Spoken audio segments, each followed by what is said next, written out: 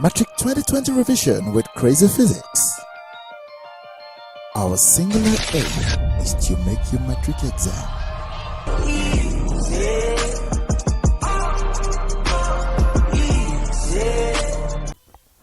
Welcome to this episode, and in this episode we would focus on photoelectric effect, which is the last question in your paper one. Do not forget, we always tell you to send us a feedback. If you have questions, there's something you really want us to do, we would like to hear from you. Alright, without wasting much time, I want to look at this question. But I always like to look at the summary before I look at a question. Now, there are 4 definitions that are involved here. 4 definitions that you must know. Alright, so we're looking at photoelectric effect. Crash course quickly. What are the 4 definitions? I am just going to list them. Number 1 is to know the definition of photoelectric effect itself. Alright, it's a process where electrons are ejected from the surface of a metal when light of suitable frequency shines on it. That's a very vital definition. Number 2, we must be able to define what a photon is, a packet of energy. Number 3, you must be able to define what work function is, minimum energy required to eject an electron from the surface of a metal, and number 4, you must know what threshold frequency is. It is the minimum frequency of light required to eject an electron from the surface of a metal. Now, these 4 definitions, you should be well abreast of those definitions. So that is point number 1. Point number 2, you must understand that photoelectric effect, I'm just going to write PEE, okay, describes the particle nature of light. Describes the particle nature of light. Very key, not the wave. It is the particle. Light can behave in 2 ways, either as a wave or as a particle, but this refers to the particle nature of light. Number 3 point, what are the conditions for photoelectric effect? For PEE, the main thing is this: the energy of the photon must be greater than the work function of the metal. Number 2, which is a point from the first one, the frequency of the light must be greater than the threshold frequency. And number 3, the wavelength of the light must be less than the threshold. Why am I changing my inequality sign? Because we know that C equals to F lambda and F therefore equals to C over lambda. These 2 are inversely proportional. Alright, so I'm sure this makes mathematical sense now. When F is greater than that, it's also the same thing as saying that your wavelength is less than the threshold wavelength. Very key. I have 2 more things to talk about, and then we'll look at a calculation. Number 4, alright, is to look at your intensity, the effect of intensity. What does intensity talk about? Intensity simply talks about the number of photons of light, and these basically affect the brightness of light. So if you have more photons, you have a brightness. Let's write brightness. Alright, so if you have more photons, you have a very bright light. If you have less photons, you have what? A dim light. Now, if we increase intensity, what does this mean? Increase in intensity, alright, will increase the number of electrons ejected with the same kinetic energy. With the same kinetic what? Energy. Your energy remains the same. Kinetic energy remains. So intensity of photon will only affect the number of electrons. All right, and so I'm going to put this in bracket with the same kinetic energy, thus increasing current. Increasing what? The ammeter reading. I'm sure you know what the ammeter reading is. The ammeter reading talks about current. Okay, so let's take note of that. And here's your keyword. Intensity refers to what? The number of photons. And the number of photons will only, so we talk about number of photons. This will only affect number of what? Electrons. And then this increases what? The ammeter reading, which is current. Remember, current is the rate of flow of charges, Q over delta T rather. All right, so you have more electrons flowing with the same in the same unit time, so current will increase. However, the energy of the photon, and when I talk about energy, I'm referring to the type of light. So the energy of photon will do what? Will affect the energy, the kinetic energy now of what? The electrons. So if I change the light, let me just do this, give you a small note. If light of higher frequency is used, higher F is used, what happens?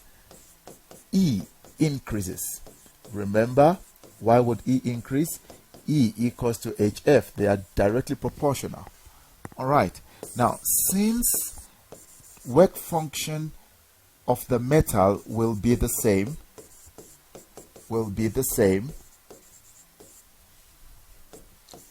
E equals to work function plus kinetic energy.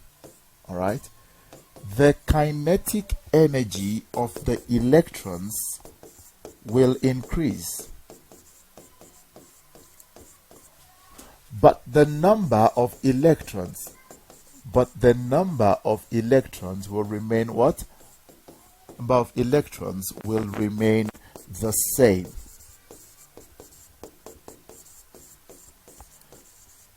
So basically here, what are we talking about? The energy, all right, E of the photon will only affect the energy of the electrons. In the other one, we talked about number of photons affecting number of electrons. In this case, we talk about energy of photons affecting energy of electrons, but the number will remain what? The same. Okay, I hope that makes sense. All right, and then we can quickly look at graphical interpretation. All right, so understand that this is a crash course. If you have a graph this way, general principles of graph, okay, if I have frequency here and I have kinetic energy here, I am going to have a graph that looks like this, and this graph can be extrapolated there. All right, and now the equation of this graph is y equals to mx plus c. What is on my y-axis? It is the kinetic. What is on my x? It is the frequency. Now, our main equation says E equals to work function plus kinetic energy. Don't forget now that this is my y. So what do I need to do? I need to move this over here. All right, and if I move that, can I just simply write EK equals to E minus work function? And my EK can be written as HF minus work function. And if I compare that quickly with y equals to mx plus c, what do you notice? My EK is on the y, so that's fine. My F now is on the x. Oh, perfect. It fits perfectly there. What does that tell us? It tells us that my gradient equals to Planck's constant. So H, gradient is H. All right. And my C, y-intercept, would be equal to the negative work function. So my work function would actually be read from there. And this is a negative value. This is very, very important in all physics. What if I then change, just going to clone this to make life easy for me. What if I then change this F, all right, just going to change this F and write it as 1 over wavelength. What does that mean? That means that this equation can therefore be written as E equals to HC, that's from your formula page, minus work function. All right, E can therefore be written as HC 1 over wavelength mathematical representation. So Y equals to mx plus C. Now you would notice here we've just altered.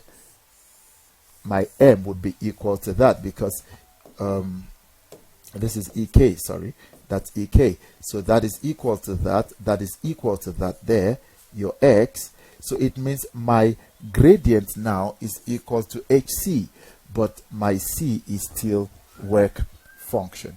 All right, so just take note of this basic manipulation. Let's quickly look at a question because of time. During an experiment, and I'm glad there's a graph, light of different frequencies, all right, is radiated onto a silver cathode. All right, and the corresponding maximum speed of the ejected photoelectrons, it means electrons, are measured. The graph here, okay, shows this. Quickly, what is on the Y? Check this.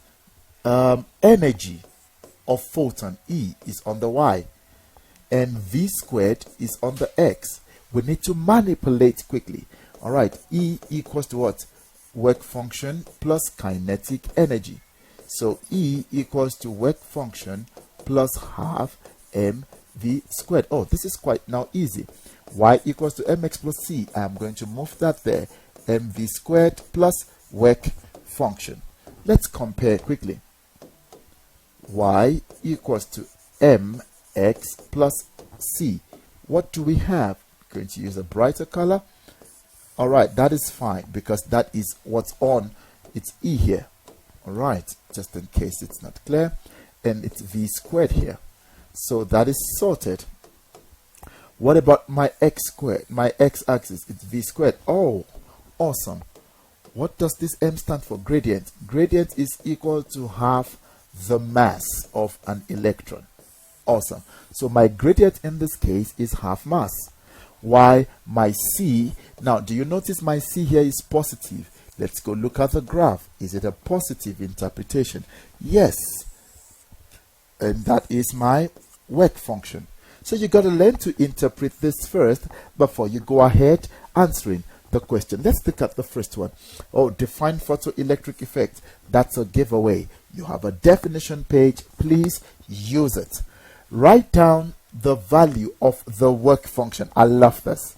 All right. Use a relevant equation to justify your answer. I hope this equation is relevant enough. All right. So what is my work function? My work function is 7,48 times 10 to the power negative 19 joules. Please don't forget the times 10 to the power negative 19. And the relevant equation could actually be that.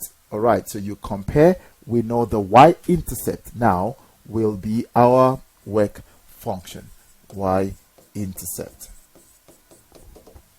All right. Which physical, actually all answers are here.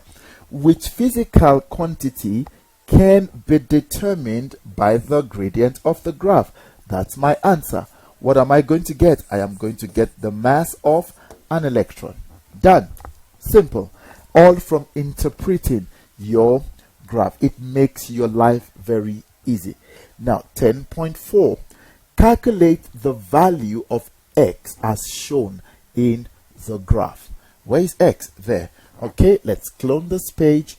I know some of us don't like working with graphs, but we have to learn to do that. Let's check something here. Don't forget what our m is equal to. Now, if I were to find the gradient of this graph, I hope viewers at home, the graph is clear enough for us to see. I want to just do something here. I hope that we would have a better view. Okay.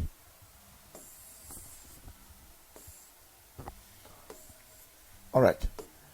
Why do I need the graph that much? I want to calculate the value of what? X. But one thing that we deduced when we did that equation manipulation was that my gradient is half the mass. Now, how do we get gradient? Changing y over what? Changing x. But I do not have what's on my y? It's energy. Let me clean this quickly. So on my y-axis, what I have is energy. Okay, let me write a different E. And on my x-axis, what do I have? V squared. So basically, I can then say change in E, which is change in y, over change in V squared equals to what? Half the mass of an electron. Okay, awesome. Now, this is going to be E2 minus E1 over V squared 2 minus V squared 1 equals to half mass. Awesome. Now, let's go create our points on the graph. Point number, let's call this point 2 and let's call this point 1. Very easy to read. We are going to just take our values from there. Now, what is E2? 11,98. But don't forget, it is times 10 to the power negative 19. So I'm going to write 11,98 minus, what is my E1? 7,48. But please don't forget, I'm doing maths now, times 10 to the power negative 19 over, what is my V2? My V2 on the x-axis is the x we're looking for, and x1 is 0, which is equal to half. Now, the mass of an electron is a constant, 9,11 times 10 to the power negative 31. Time will not allow me, but please get a formula page and try to get that value so that you would see it is written the mass of an electron. All right, now I can work through all of this. I'm just going to take all of this out. Awesome. And have this alone. And let's do the maths together. I hope that we're taking it step by step to make sure that everyone is familiar with this. These are strange questions that we can come across. Okay, let's do the maths now. All right, so 11,98 minus that would give us 88 there. 9 minus 4 would give me 5. And that would give me 4,5 times 10 to the power negative 19 over x. And that would give me 4,555 times 10 to the power negative 31. If we cross multiply and then divide, x will be equal to 4,5 times 10 to the power negative 19 over, remember I would have cross multiply, I am now dividing 555, but please use your calculator. I'm going to confirm that calculation right now. All right, we said half, which is 0,5. I'm lazy to type. 9,11 times 10 to the power negative 31. That gives me 4,555 times 10. All right, beautiful. So I can then say 4,5 times 10 to the power negative 19. Does that make sense? Divided by my answer. What is x? 9,87 or 9,88 now times 10 to the power 11. X is 9,88 times 10 to the power 11. Let's go back to the graph and just check something there. All right. Now, if you notice, look at what the examiner gave me. The examiner gave me times 10 to the power 12. So I got times 10 to the power 11. We're just going to work with exponent here. How do I then make these times 10 to the power 12? This is just mathematics. So if I want to make this 12, then I've got to move my decimal one more to the left, which is 0,9. This is 988. The 8 then becomes 9. All right, times 10 to the power what? 12. It will basically give you the same answer. But what is x? X is 0,99. not times 10 to the power 12. Why? The times 10 to the power 12 is already there. So x is 0.99. I hope that makes sense. Be careful with, let me just quickly help you. Somebody says, but I don't understand. All right, check this. If I write 5 times 10 to the power 2, what is that? 500. Now, if I want to increase this exponent to times 10 to the power 3, what will this be? Because I want it to move 3 times. Then I've got to move this back once, 0.5. All right. So if I'm increasing this, it's moving to the right. I need to balance the decimal by moving to the left, so that moving to the right takes care of that 1 to the left. That is very, very key. So if you leave it as times 10 to the power 11, you would be wrong. So this is understanding your standard form calculation. That's why I had to do that there. I had to move 1 to the left and add 1 to the right, so that it is still the same number of movements. And I don't need this. I just simply need my x. Awesome. Let's look at the last question. I hope it makes sense. Now, the experiment above is now repeated using a light of higher intensity. That's what we said. They will always ask you that. How will each of the following be affected? Choose from increase, decrease, or remain the same. Now, the gradient. Wait, if we use more photons, what is the gradient? The gradient is mass. So the mass is not what? Affected. I hope that makes sense. The mass of an electron is a constant. So the mass, which is the gradient, will remain the same. I hope it makes sense. Now, if you could not interpret your graph, you would not know what to do there. The gradient is equal to the mass of half the mass, which is still a constant. Half of a constant is a constant. So no matter the amount of electrons that come out of a metal, the mass of an electron remains the same. A constant will not change. I'm going to mention something when I'm done here. What about the number of photoelectrons? Oh, we talked about that. If we increase intensity, which is number of photons, what happens? It will affect the number of what? Electrons positively, such that number will affect what number? So the first one was what? Remains the same. And the second one will be what? Increase. Because number of photons will affect number of what? Electrons. All right. Now, going back to the graph that we talked about, just want to quickly mention something there. When an examiner, for example, I have this graph for metal X. Metal X. This is EK, and that is frequency. An examiner now gives you Y of a greater, let me say, greater work function.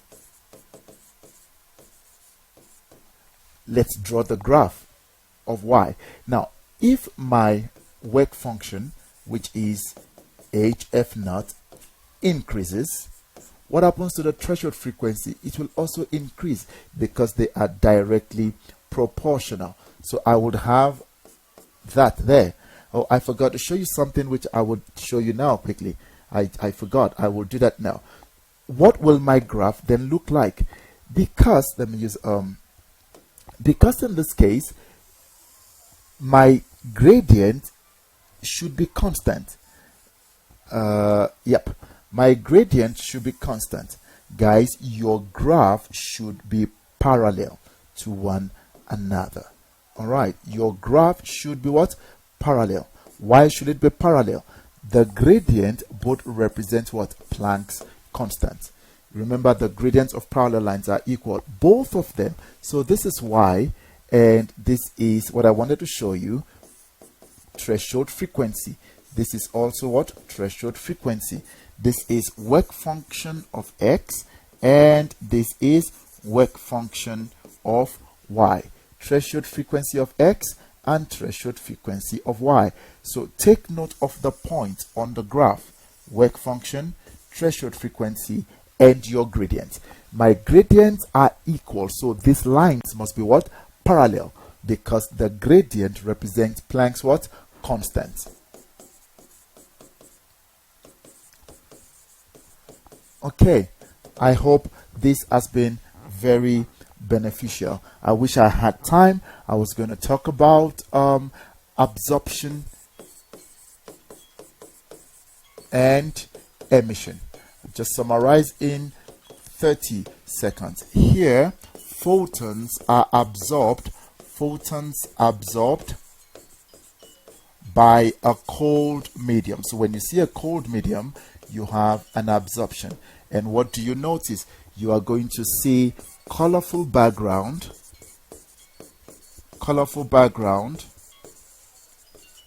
and black lines. And here, electrons in the cold medium move from ground state to excited state, and the opposite is going to be what I would have here. Photons are released from a hot medium. All right, and what happens? It's going to be the exact opposite here. I'm going to have a black background and colorful what? Lines, colored lines. Okay, and electrons now move from the excited state down to the ground state. So my final point here, let's just quickly do this, would be this. These are energy levels. All right, energy levels. So you could have something like this and then have arrows telling you all of that. Okay, and then I have that. So here I talk about absorption. Electrons will absorb energy of the photon and move higher, while here I talk about what? Emission. All right, I hope this has been beneficial. Thank you for staying tuned. Remember to give us a feedback. We need to ace this physics. Our aim is to make your matric exam easy. All right, catch you in the next episode. Goodbye.